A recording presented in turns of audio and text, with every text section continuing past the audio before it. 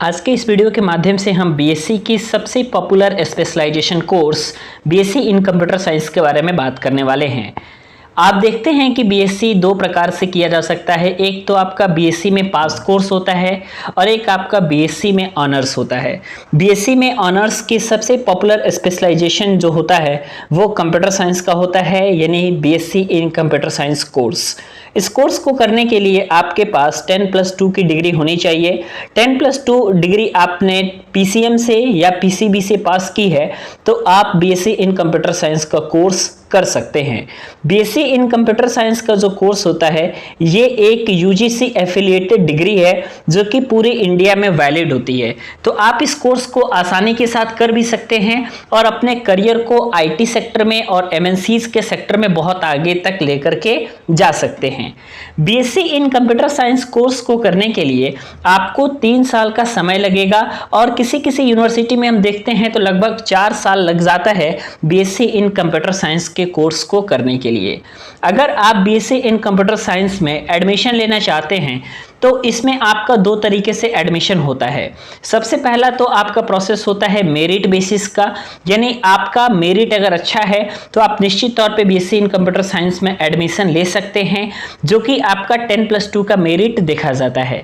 लेकिन आजकल बहुत ही ऐसे कम कॉलेज हैं जहां पे मेरिट बेसिस पे एडमिशन हो रहा है। अधिकतर जो कॉलेज हैं वो एंट्रेंस टेस्ट कराते हैं अपने यहाँ। हर कॉलेज की एंट्रेंस टेस्ट अलग अलग होती है।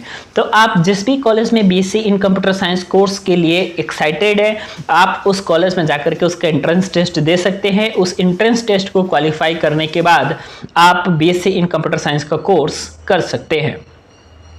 अगर हम इस कोर्स की फीस की बात करें तो अगर आपका सिलेक्शन किसी गवर्नमेंट कॉलेज में होता है तब तो यह कोर्स आप सस्ते में आसानी के साथ कर लेते हैं। कहने का मतलब यह है कि इस कोर्स में फीस बहुत ज़्यादा नहीं लगती अगर आपका सिलेक्शन किसी गवर्नमेंट कॉलेज में होता है तो।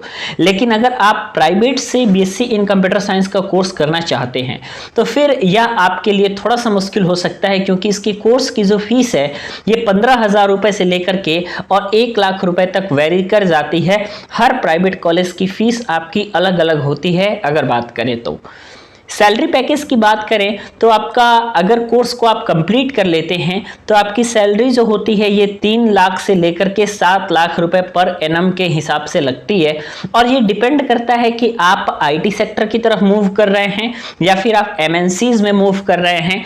आप जहां भी जॉब करने के लिए जाते हैं, अगर आपका परफॉर्मेंस अच्छा है और अगर आपने वाकई में अच्छे तरीके से पढ़ाई की हुई है, बीएससी इन कंप्यूटर साइंस के कोर्सेज पर आपका कमांड है पूरी तरीके से, तो आप निश्चित तौर पे अच्छे सैलरी पैकेज को लेते हैं। सिलेबस में मैं बता दूं आपको कुछ इंपॉर्टेंट सब्जेक्ट जो कि आपको उसमें पढ़ने होते हैं। ये होता है आपका fundamental of computer, programming in C, data structure, computer network. ऐसे बहुत सारे सब्जेक्ट होते हैं जो कि बीएससी इन कंप्यूटर साइंस में आपको पढ़ने होते हैं। अगर आप इस कोर्स को कंप्लीट कर लेते हैं तो कुछ मोस्ट इंपॉर्टेंट हम कंपनियों के बारे में बताने वाले हैं, जिन कंपनियों पे आपको नजर रखना है, क्योंकि ये कंपनियां बहुत ज्यादा हायरिंग करती है बीएससी इन कंप्यूटर साइंस के स्टूडेंट को। जैसे कि विप्रो हो गया, कॉग्निजेंट हो गया, एसेंचर हो गया, आईबीएम हो गया, इंफोसिस हो गया। ये ऐसी कंपनियां हैं जो कि बैचलर कैंडिडेट को बहुत तेजी के साथ हायरिंग करती है। इनकी रिक्रूटमेंट पे आपको ज्यादा ध्यान रखना है और आपको ध्यान देते रहना है कि कब इनकी रिक्रूटमेंट निकलती है। इसके अलावा हम बात करें तो आप लोग मोबाइल कंपनी के तरफ भी विजिट कर सकते हैं या फिर आप आईटी इंडस्ट्री में भी विजिट कर सकते हैं।